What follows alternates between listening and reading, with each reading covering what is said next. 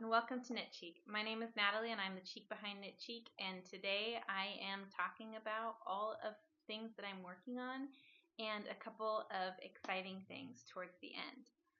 So make sure to watch this video all the way because I am going to show you that I visited a mill in northern Illinois, a yarn mill where they spin yarn and process yarn, and I'll show clips of that.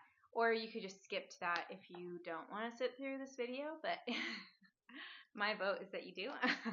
In today's podcast portion of this episode, I don't have any finished objects this week. I just got back from a vacation. I was visiting my family in northern Illinois. My family is from Rockford, Illinois, and we go back every year and visit my grandparents. And do a lot of things in the area. We went to the Renaissance Fair in Bristol, Wisconsin. Rockford is northern Illinois, pretty close to the border, about an hour and a half from Chicago. We did fly into Chicago. We did get pizza in Chicago, but we don't usually spend a lot of time in Chicago. Say it one more time. Sorry. That being said, I didn't finish anything. I am almost done with my socks, but I didn't finish them. I did end up bringing my book club cardigan with me on vacation.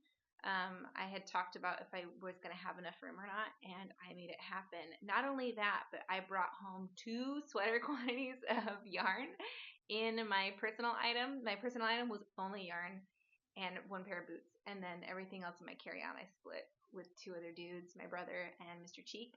So I didn't have tons of room there. But so yeah, I'm back. I was there for 10 days. I did get some knitting done, not as much as I thought. I had actually brought 3 balls of 50-gram yarn with me to my grandma's house, thinking that I was going to get that far on my book club cardigan, and I ended up using 1 50-gram ball, and didn't touch the other 2. So I'm now on the second ball, trying to, yeah. So let's update you on my book club cardigan, which I have in this straight out of the library tote that I got from, I don't actually know where I got this. I think I got this from a Renegade Craft fair in Los Angeles. They do like makers markets, and I like to go to those every year. They also do one called Jackalope in Pasadena, which is why I get the 2 confused, but I'm pretty sure that this one was from the Renegade. They're really, really cool art festivals. If you've never been to either of them, I'll link them below. They're Renegade and Jackalope. So I stuck my Delaque green mesh bag into a tote because it doesn't have handles. I bought this in a set of 2 from my local yarn store, and I really, really like the small one because I can throw it into my purses. This one, not so much. It's kind of really big and it doesn't have handles, so I have to put it into a tote bag, but I still like it. I kind of wish there was a size in between they're actually labeled large and extra large, so I wish there was a size in between. I always thought that one was small and this one was large, and I was like, they really need a medium. There are people walking by my front door. You may notice that I decided to sit in a chair today because the last couple of episodes my legs kept falling asleep while I was filming. So today I pulled up a chair, but now I'm higher, so when people walk by my house, because I'm filming right in front of the biggest window in my house, which is my front window. So now when people walk by, they can see me, and we do have a lot of foot traffic where we live. So I'm like, ooh. God forbid somebody see me filming a video that I put online for whomever to watch, but I don't know, it's a fear of mine. The Book Club Cardigan by Sari Nordlund, if I didn't say that, I know I didn't say that, is probably covered in hair. Where's my lint roller? I didn't grab it today. I'm going to have to go get it. This is my Book Club cardigan. We are making progress. I don't know. What was I trying to say? I did do the pocket. I don't know what you call this when you put waste yarn in to do a pocket later. Is it called an afterthought pocket, an afterthought heel? I'm not sure the technical term, but I did get past that. I did the ribbing, and then I'm almost done with the full triangle cable. I'm not really sure how long I'm going to make this. I also wonder if I should have started the pockets sooner, because I would love to stick my iPhone in it, because that's what I like to do, is I like to walk my dogs in the morning in my cozy cardigans that are all store-bought, but I'm trying to make one. And I stick my phone in my pocket, usually with some headphones, or I just, listen to nature and be bored. But usually I'm wearing my headphones listening to an audiobook while I walk my dog, or just talking to Mr. Cheek if he comes with me. I have to make sure that this is going to fit an iPhone. It's okay if it sticks out, but it cannot fall out of this pocket or I will break it. Where was I going with that? Let me show you the back.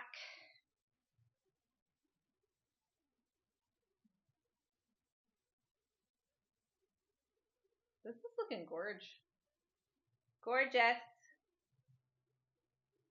So, things I have to say about this cardigan. This is the Book Club cardigan by Sari Nordlund. I was in a knit along on Instagram, and that has since ended August 10th. Obviously, I didn't finish. I knew I was never going to finish. This is the fastest I've ever knit a cardigan, but I'm still not. It's a worsted weight gauge, and I feel like I'm knitting it constantly. Like, it's my favorite thing to knit. I love knitting this. It's such an enjoyable knit. If I had to rip back, honestly, it would be the end of the world because it's beautiful, but I'm trying not to. I haven't had to rip back yet, which Mr. Cheek likes to point out that he's like, you're always undoing all of your projects. Why are you always doing that? Why don't you just do it right the first time? And I'm like, well, you know what? I have a lot to say about that, but because I do feel like I am knitting it fast, but I did join the knit along a little bit late. I started this June 26th. It's been on my needles for 7 weeks. Dang, that's great. I don't know why in my head I was like, oh, it's been 3 months, but that's because I was counting June, July, August. I have been knitting this for 7 weeks, so this is definitely fast for me, for my speed. But I am in trouble, so I definitely do not have enough yarn to finish this project, and they are currently sold out of this color on quinceandco.com. So I don't really know what I'm going to do. I did find some yarn on eBay that's from a different dye lot, and I cannot tell at all if it's the same color. And I did read on Reddit that someone bought 2 different colors or 2 different dye lots, and they were slightly off. So I'm in a predicament. I don't know what I'm going to do. I have 3 balls of 50 grams left. I call them balls or hanks, whatever. I have 3, so I have 150 grams plus this little nubs right here. So I have heard from other people in the Cal that it took 200 grams to do both arms and 50 grams to do the button band. So that's a total of 250 grams. I have a total of 150 grams left, and I haven't finished the body. So I'm in trouble. What I would like to do is do 1 arm and then figure out how much I need. The lot that I found on eBay is in a set of 3.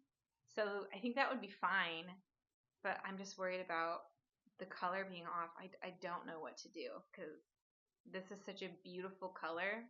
And this was a reoccurring issue or problem that people were having in the knit along, saying that they didn't have enough yarn. So if you are planning on making the book club cardigan and you want to buy yarn, make sure that you're buying, I don't know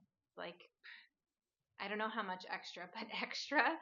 I will say that everyone who said that, I don't think they were using the original yarn that Sari Nordlund had wrote the pattern that was intended to be knit up in.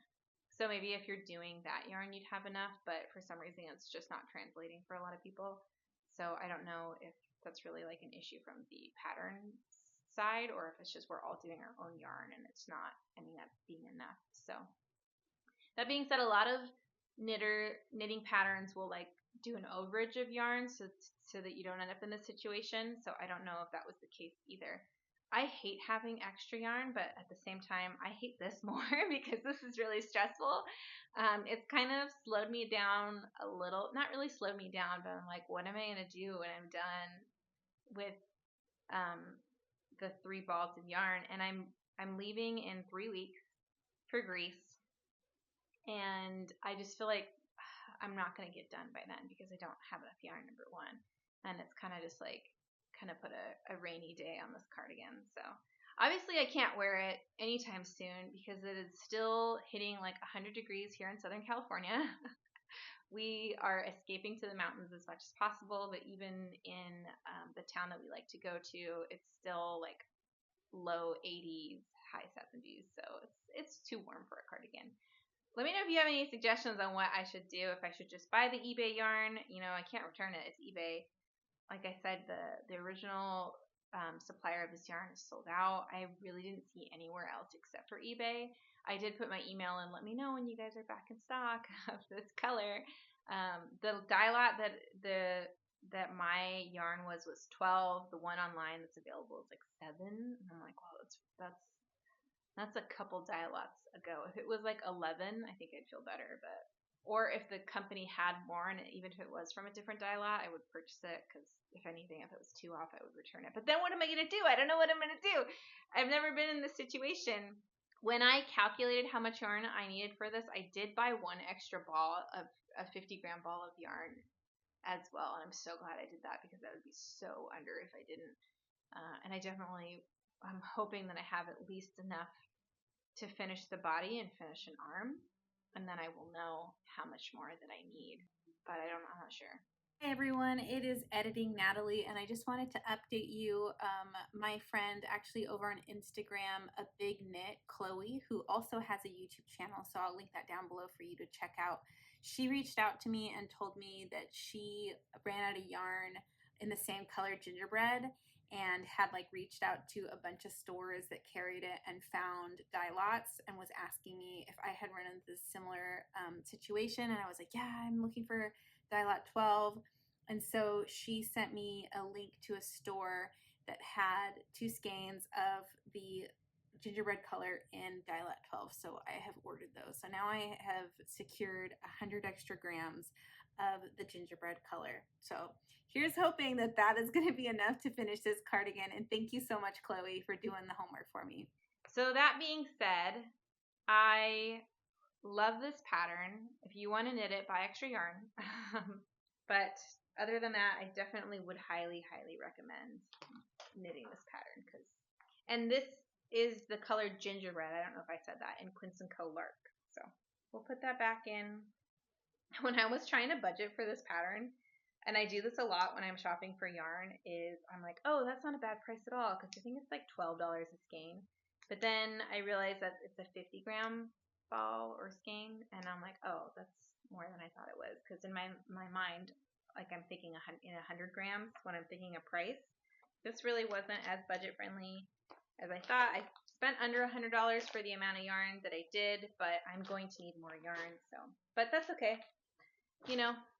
So next up, I have my socks, and I am currently holding that in my very new Portland leather bag. I am embarrassed to show this because, like, I don't know what episode it was, but I was filming an episode, and like a bag literally came to my front door, and I had to stop the episode and open it, and then I showed it to everybody. But it was like I just got a new purse, and I have another purse. But my aunt from Rockford gifted this to me because she thought the flowers were hippie and reminded her of me. Everybody in my family thinks I'm a hippie. I don't know why. It could be because I don't like plastic and because I recycle, and I don't know, I shop at an eco like store where you like refill your refills. That's really conveniently like really close to my house. And I don't know, I guess I'm just a hippie because of that, but that's okay. So this was the smaller, but what Delaque calls their large mesh bag. And I love this bag because I can just, like I said, I can throw this into almost all. I have a lot of Portland leather bags. I actually have like 10 Portland leather bags because I was counting when my aunt bought me this, and I was like, I don't know how this happened. There are a couple of them that I could sell because I don't use them, but I've been buying them for, I don't know, like over 5 years. But still, that's too many bags. Like, there's no excuses for that. I have a couple backpacks, a couple totes, so like different size bags, a couple little bags. But I definitely did not need this bag, but I'm also in love with it. Like, it's so cute, and I can fit my little knitting project, my wallet, my sunglasses, and whatever else, a book. My Kindle fits perfectly in the pouch. So this is freaking awesome bag. So thanks, Ampy. My socks. So I did get a lot of knitting on my socks done. I was able to take it on the plane, which is very useful for me. I'm pretty nervous, a pretty nervous flyer. And like the day before we got on the plane, there was a plane crash in the news, and so I was definitely high anxiety that day. Only cried once on the plane. I usually cry at least once during. I don't like taking off. It's really scary. So, but here we are. This is my second of my pair of socks here. So I am like a good amount. I'm almost ready for my toe, and then I'll be done. I have loved knitting socks on 9-inch circulars. Highly recommend. I know a lot of people on YouTube say that, and where have I been? But it had taken me a long time to do it. And I remember when I first wanted to knit socks that I had a lot of people tell me, oh, you should start with DK socks. And so I did. I knit 2 pairs of DK socks years ago, but I didn't love them. So I like never knit socks again. But these are way more wearable than my DK socks. I could totally wear these with my Blundstones or my Birkenstocks, which are the only 2 shoes that I ever wear. It's either one or the other. And then my gym shoes, which I don't even know what brand those are, but I totally get why so many knitters always have a pair of socks like ready to go on the needles, because they're super portable, they are mindless. This is Peaches, so she's back. She's here to say hi. I didn't tell them I had 2 cats in the intro. I hate doing intros, but this is my cat Peaches. She's 8. She's gonna sit here and be quiet. The thing is that she's not a very quiet cat. She's very vocal, and she demands all the pets, so I'll do my best. I love socks. I love knitting them. My hands do not cramp on 9-inch circulars. They do when I do the ribbing for some reason, but the ribbing is short. I think I would try 2x2 ribbing next time. I don't know. I think it would look a little bit neater than my 1x1 ribbing here. I'm not able to do the technique that I like pull on the purl to make a neater ribbing on this size needle. It just doesn't really get any tighter than it already is. So I don't know, but I don't have any sock yarn. I went through my stash. I've talked about before, I don't have a very big stash, but it's growing. It's growing since I started YouTube. I don't know if I'm using that as an excuse, but it's also like having a YouTube has kept me motivated to knit more, and like I'm more excited about knitting, but I'm also buying more yarn than I ever had. And the area that I have for storing my yarn, I'll put a clip in or a picture or something, it's no longer big enough for my yarn storage. And I did talk about that I want to do a series on here where I like reimagine my craft space. I don't know what to call it, but we have an office that doubles as my knitting space, and we have 2 chairs in there, but I would really like to get like one big comfy cozy chair, and I want to store my yarn in there so I can see it. And there is a cabinet in there that Mr. Cheek stores all his camera equipment in, that he doesn't use that often, so I could move it, but I also just feel guilty because, like, I don't know, in a relationship, usually every square inch of this house is my design and like where I decided to put things. So I don't want to like steal one of the only spaces he has and like kick his cameras to the curb to put my yarn in there. But I'm trying to find like another bookcase or something. But anyways, I'm rambling on about my stash is now too big for the current situation that I have it stored in. I would never store my yarn out of a cabinet or somewhere like airtight closure because of moths. I've had moths in the past and they're a bitch to get rid of. So, but currently I just have like all this new yarn that I brought home from Illinois, like on top of my dining hutch in just a basket, because I'm like, I don't know where else to put this because there's no room where I was storing my yarn before. So that being said, what a very long ramble, but that being said, I went through my stash and I don't have one skein of sock yarn in my stash. So I have a couple fingering weight yarns, but they don't have any like nylon or silk or whatever else to make a sock that's going to last. So I am in desperate need of sock yarn because when the years are done, I would like to cast on another pair of socks, especially because I'm about to get on a plane again, a very long plane ride. So having a pair of socks would be great. So I need to get some sock yarn. I was thinking about just going to Joann's and getting like some Patton's Croy, just so I don't have to spend like $20, $30 on a pair of hand-dyed sock yarn. Not that I'm opposed to that, but I just feel like I have spent so much on yarn recently that I should probably do that and maybe just knit some gift socks. So that's my socks. Let me see what's next on my list of things. So in my summer knitting video that I posted, I don't know, a while ago, I talked about that I had this Knitting for Olive pure silk in the Dusty Artichoke color. Yeah, I have 2 balls of this, and I had bought this when I bought, is boughten a word? I purchased this when I purchased all the merino for my Ariana cardigan, the granny scare cardigan that I made.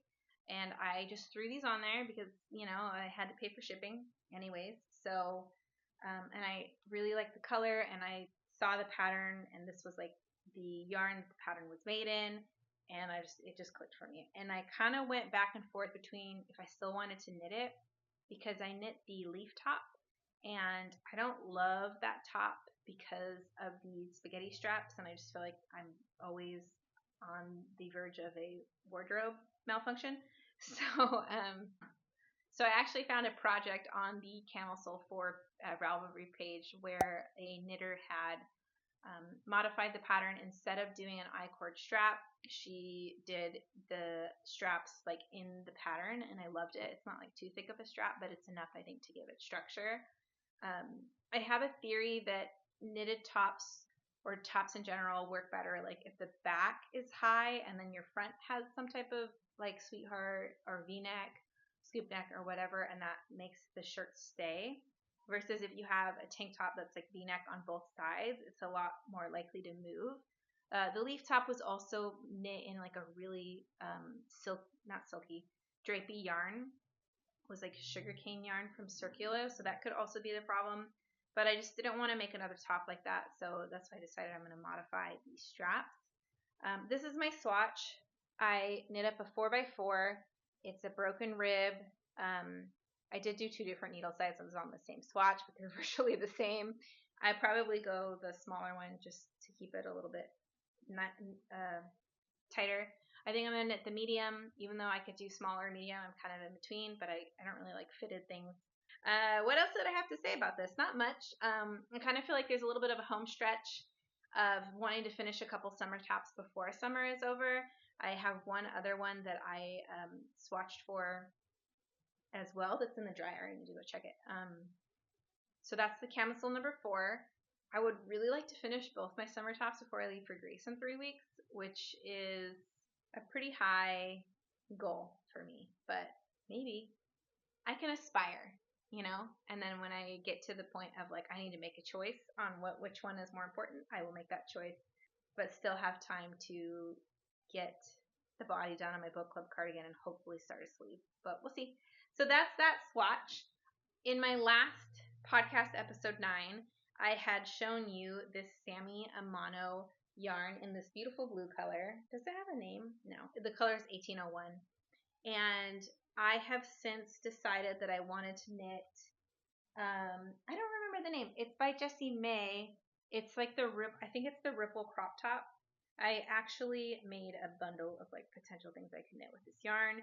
I had a hard time with the gauge of this. I knit the Tip Top Tank Fine Edition before in an orange color, and I remember struggling to get gauge with the regular version, and then I ended up knitting the fine version even though it was supposed to be fingering, and I think this yarn is like a sport.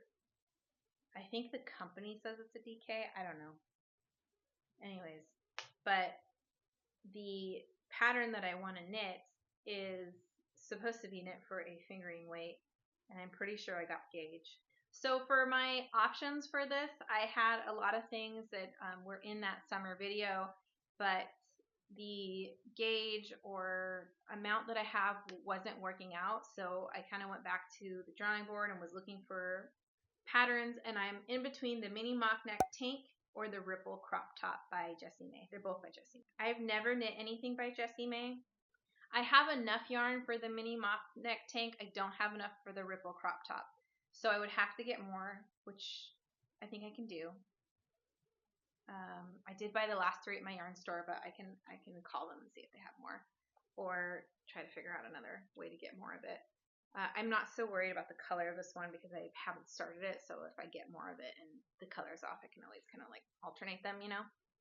And the ripple crop top, I feel like I would get more wear out of the ripple crop top versus the mini mock neck. The mini mock neck is not something that I would normally like buy or wear from the neckline. I don't know why. I think because I'm self-conscious about my arms. Like, God forbid somebody see my arm.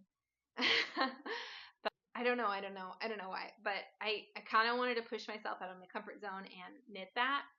But I really love this yarn and I really want to wear it for Greece. And I saw the ripple crop top and like was like, oh, I would wear the shit. I would wear the crap out of that. I'm kind of leaning towards that one. Those are my current whips in progress, even though I haven't cast one of them. Well, no, I swatched for the 2 summer tops, so we'll call them work in progresses. And now we are to the last part of the video where I can talk about my acquisitions and some cool experiences that I had in Northern Illinois this year. I visited a mill, and it is called the Round Barn Fiber Mill in Durand, Illinois. It's like 4 miles from the Wisconsin border. And my uncle is friends with the guy who owns it. So like I did not do any research or anything. My uncle was just like, hey, I know a guy who owns a mill. Do you want to go check it out? And I was like, yeah, definitely want to do that. So he took me to his friend's mill. Jim, the owner, gave us a tour of inside the mill, showed us how the processing of when they first get the fiber, washing it, kind of breaking it apart, drying it, and then the different steps that yarn goes through before it's yarn. The fiber goes through until it's yarn. And it went through like 3 machines and then the machine that I was picturing in my head. So it's definitely more complicated than I thought. And it was really interesting to see because I'm a very beginner spinner, so I kind of have like a little bit of idea of how spinning yarn goes, but like I've never processed my own wool. I've never bought fleece and had to card it and process it. So it was really cool to see a machine that carded it and spinned it. Well, there was several steps in between that as well, but I don't really like. It was just like to make it more uniformed, and it was so cool to see this environment and see a working mill. It is a small family-run mill, which sets it apart from like some of the bigger ones. I was asking him like, how many mills are left, and you know, he was like somewhere around like 200. So it's not a lot of like family owned mills that are left. They are a small family-owned and operated wool and fiber mill in Northern Illinois that provides state-of-the-art milling services.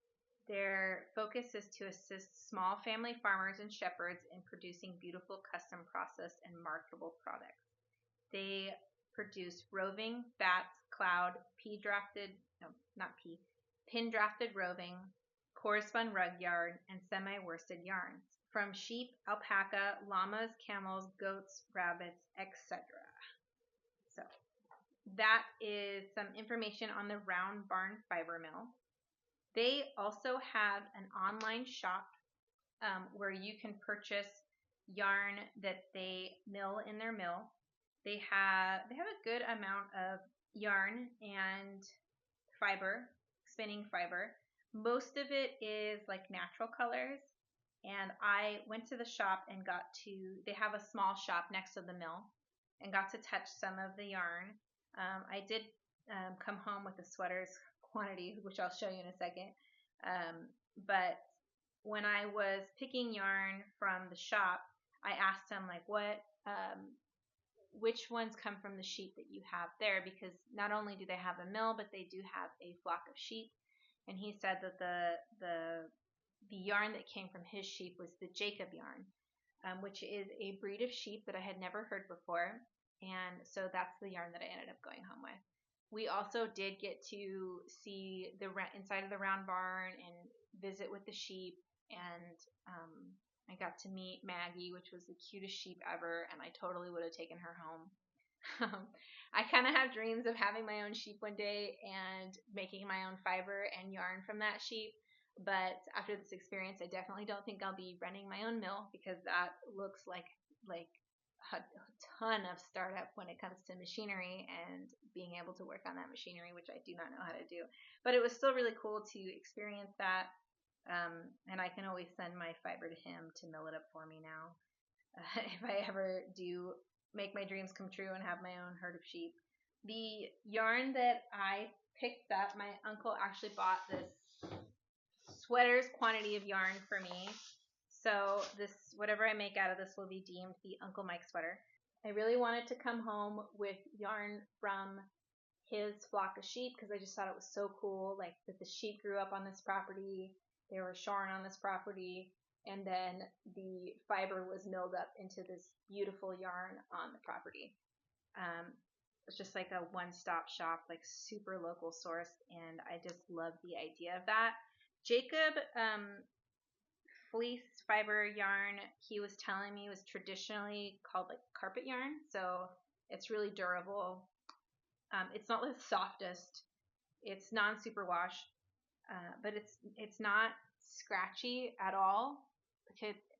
So I get confused when people say rustic yarn, because I'm like, does that mean scratchy, or does that what toothy means? But like rustic to me means like not soft.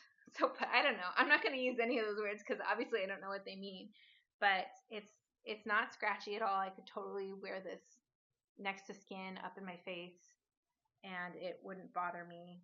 I came away with 5. This is 3-ply worsted, 4 ounces. I don't remember how many yards, but I know I calculated that I would have enough for a sweater. I plan on coming out with like a fall knitting plans video, and I will talk about some of the options that I have for my worsted weights. Is it worsted weight or is it DK weight? This is DK weight. I'm sorry. So this is 3-ply DK, 4 ounces yarn. I don't remember how many yards it was, but I know I calculated that 5 skeins would be enough for a sweater. So I am planning on coming out with a fall knitting plan video, and I'll talk about what I have in mind for my new Jacob yarn. I call it Jacob yarn. That's the name of the sheep, but the Jacob breed sheep. So there she blows. Horrible. Do not say that ever again. If you would like to check out the yarn from Round Barn Fiber Mill, you can. They do have a good selection. They've got blue flace luster and a couple other types of sheep. And the Jacob sheep are their own sheep, but they do mill up other things as well.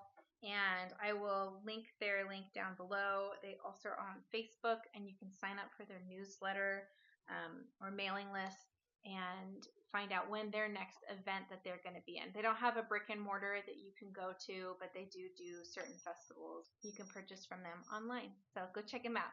So next up, I did visit one other yarny place, which it was crazy. I mean, I've been visiting my grandparents every year my entire life in Rockford, Illinois, and I never really thought to look for like places that make yarn. My grandparents did take me to an alpaca farm once, and I did buy yarn from there years and years and years ago. But this year, I had put into Google Maps, or maybe it was Apple Maps, just like yarn store, and Sunday Knits came up, which I had never heard of. That is owned by Carol. She is a knitwear designer and a yarn company owner. She doesn't make her own yarn, but she has her own yarn brand. Carol owns Sunday Knits, her own yarn company, and designs patterns as well. She is a really, really cool lady living my dream life in Northern Illinois on a beautiful property. She has a studio that you can visit. It's open by appointment only. that if you're in the area, I would definitely recommend visiting Carol. She has sport weight or fingering / sport weight and worsted weight yarns, and she has the most beautiful array of colors. When I was in her shop, I told her her color range reminded me of Knitting for Olive. Maybe not as big as Knitting for Olive, but it's a pretty big selection of all these like colors that work so well together. And that's what kind of reminded me of Knitting for Olive colorways, like a beautiful, beautiful neutrals, and then even the color neutrals were just like, they just work so well together. You can definitely purchase her yarn online. You could check out her designs on Ravelry.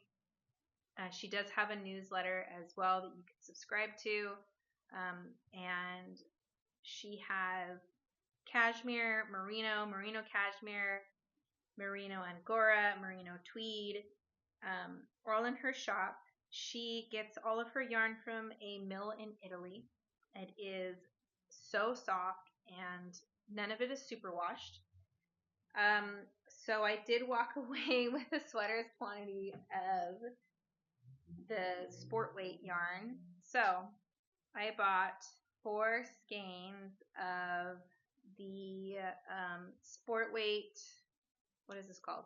Nirvana, which is a 3-ply sport weight yarn, 90% finest merino and 10% premium cashmere. Sorry for my weird pronouncement of cashmere. This is what that looks like. It's a beautiful neutral color. I was just looking for a base that would pair well with the other colors that I got to do a colorwork sweater. So the colors that I got, I'm going to hold it up in this plastic for a second because it's just going to be easier, and then I'll take it out of the plastic. But I got 4 different colors to go with that cream. I'm going to try my best to hold up all of them at the same time. Girl hands. Nope. So these are those 4 colors. I got 2 greens, a marled green, and a beige tan, and then a tan color. And they're so pretty. So those will go with, let's see if I can add another one. Peaches. Peaches just laid on my arm so that I can't move it. She always does this when she likes to sleep in the weirdest positions. Like if you're typing, she will fall asleep on your arm mid-type so that you can't, like I can't show you, but it's ridiculous. I need this hand. I don't know what I'm going to do with this. I very irresponsibly just bought all this yarn without any ideas. So this is the yarn. Like it's so gorgeous, so me. So I do have a lot of ideas of what I want to do with this yarn. I bought the sport weight, and then like when I left, I was like, why did I get the sport weight? I should have got worsted. Worsted is so much easier for me to find patterns for. But in the end, I'm glad I got the lighter weight just because it'll be easier for me to wear it longer here in Southern California. I started a bundle on Ravelry of like different things I can knit with this, and I think I have decided, yeah, I'm just over the moon about this yarn. It's gorgeous. It's really, really soft. I'm keeping it in that plastic so that I don't get Peach's hair all over it, but I may have it's only been out for 2 seconds and there's hair on it now. But yeah, I love all of her colors, and I really want to show you. So on her website, you can actually order color cards because she's got so many colors. She's got 3 different color cards that you can order, and then you can have like little bitty samples of all the colors. And I bought 2 of them so that in the future, if I ever wanted to knit, because I totally love this yarn, I can totally see myself buying more of it. These are 50 grams. I want to say they were like, I think the cashmere was 18. The one with the cashmere blend, 10% cashmere, was 18, and the others were 16. So that's how much they cost. But I can totally see myself wanting to knit with her colors in the future. I was thinking about a pressed flowers cardigan with like just these 2, or these 2. I don't know. Maybe the darker one. But I couldn't decide on like just a couple colors, so that's why I ended up just picking 4 colors that I thought would look really pretty in a color sweater, and left with that, and we'll be back for more. definitely, for sure. Going to her shop was such a cool experience and touching all the yarn. But let me show you the cards that I got to show you the different colors. Peaches, I'm going to have to take you. Oh my goodness. You want to say hi? Yeah, you're just trying to nap. I know. I'm sorry. But I got to pick you up. Here. You can sit there. You host the show until I'm back.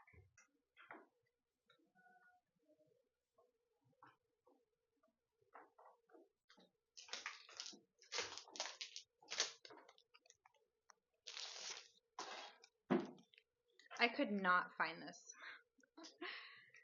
I had put it next to the basket. These are the colors that she has. I don't know how well these are going to show up like camera, how like true. But here they are. So now I have an encyclopedia basically of all her yarns. This was my favorite row, like all the greens. That's why I left with greens and browns. Her greens and her browns are gorgeous. She also lists like all the different names and yarn types that she has, like her 100% extra fine merino, 100% merino tweed, and her 75% merino, 25% French Angora, and then the merino 10% cashmere blend. Her browns down there are really nice too. Really, really nice colors that you can mix and match, and like all of them go together really nicely. So she had 3 cards. I left with 2.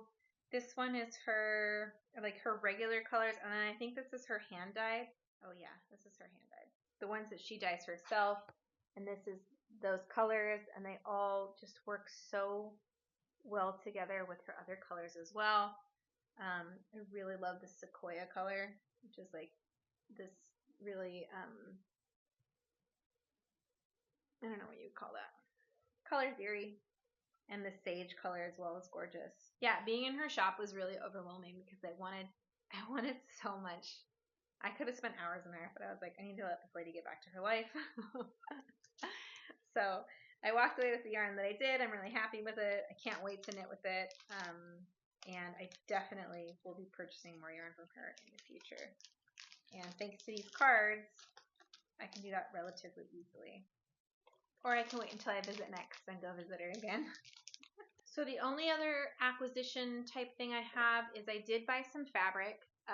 My local quilting store, it's kind of a couple towns over, but I used to live in this town as well, or a city, had the Quilter's Cocoon in Riverside, California is closing this month, which is really sad. This is the place that I took my mom to take quilt lessons years and years ago because she wanted to learn how to quilt, and then I ended up liking it as much as she did, so we ended up being quilters together. So I wanted to go and visit them one last time, and so we made the drive out to Riverside and picked up some fabric. I keep my fabric in the same place I keep my yarn, which is in the guest room closet. Are you tip-tapping over here? Yeah. My dog just said hi, sorry. So this is my current fabric stash that I have of all my quilting fabrics. I do have like a couple bigger portions of fabric, what do you call it, like where I have a couple yards of it as well, but they're all kind of boring, like background colors. But I just picked up a blue and yellow fabric to go with this quilt that I have in mind, where it's going to be kind of like oranges and yellow, or oranges and blues. It's kind of like my favorite combo for quilting. And then I very irresponsibly bought this fabric that like I do not need, but I thought it was so cute. It is like a girly Halloween. So I picked up like 5 different fabrics for a new, I'm calling it my girly Halloween quilt, because I already have a Halloween quilt. I don't need another one, but I really liked it, so I decided that I was going to make a like throw for my bedroom. My bedroom's pink. So yeah, I decided I was going to make a girly Halloween quilt for my bedroom because my bedroom's like pink themed. But I was like really going back and forth because I was like, I really don't need another Halloween quilt. Like I already have one, but I don't know. I really liked it, and I didn't really have any other quilts in mind besides the blue and orange one that I've been thinking about doing. And I had leftover orange and white, and this one that I think goes well with it too. So I just had leftover fabric that I thought would make a really fun like Halloween scrappy quilt for my bedroom. Which I mean, like, how long am I going to be able to put my Halloween quilts out for? It's like maybe a month and a half, where if it was like a fall quilt, I could do longer, but whatever, let a girl live. So that lives in here with all my, try not to blind you, my like orange, purple, pinks, and blacks for a Halloween quilt. My intention of going was to find some fabric for some of the garments that I want to make. And I didn't have high hopes that I would find something just because it's a quilting fabric store, so it's like you don't really it's like a lot of patterns and stuff, but I did think it would be cool to make a pattern skirt. So I got a couple of yards of this, which is just like periwinkle blue color with flowers, and it wasn't too expensive because they had a huge sale for their going out of business sale. It makes me so sad. They're not going out of business, they're actually retiring. So, and I'm going to use that for the estuary skirt, which I bought that pattern from So Liberated, and I had it printed with like PDF plotting, I think it's what it's called. So I am ready to go for my first sewn garment. Do I need to wash this? Do I wash this first? I feel like I should wash this first. I bought the fabric that they told me to buy, not thinking I would wash it though, but I should wash it. I think that's the first step, is washing this, and then I don't know if I'm going to have a lot of time to dip my toes into this before my trip to Greece, but I'm going to have it available and ready to go if I want to. So I might do that. It would be cute in Greece, but I haven't sewn a garment since like high school, so I'm not gonna stress myself out by trying to finish this before I leave. But I do think it's really cute, and it'll be my first garment. I also came into acquiring a serger. I didn't buy it. My mom bought it. She's making like these Halloween costumes for work for a contest. I can't tell you what it is. Super top secret. Hopefully she wins. She's been working on them all year. And she told me she was going to get a serger, and we were looking at like Facebook Marketplace, and she ultimately just decided to buy a new one because they weren't too expensive, and then you have a warranty and everything, you know. And so she was like, here, you try it out first. I'm going to be honest, I don't 100% know what a serger does. I think it makes like the seams, this doesn't have that, but like it makes the inside of the seams nicer, like you can finish a hem. I have no idea how to use this thing. I'm very scared of it, but I do have that in my possession for the time being to play with and figure out if that'll be something that I need. I've heard people talking about it who make garments, so. Are you serious? On camera, you're going to scratch that chair? I don't know if you noticed I have like plastic. No, I don't think you can see, but my chairs are not as cute as they used to be because I have to cover them in tape and plastic to prevent someone from scratching them. So, let me go over my list. Did I talk about everything? I did. She likes the chair here. The chair is not normally here. The chair is normally there.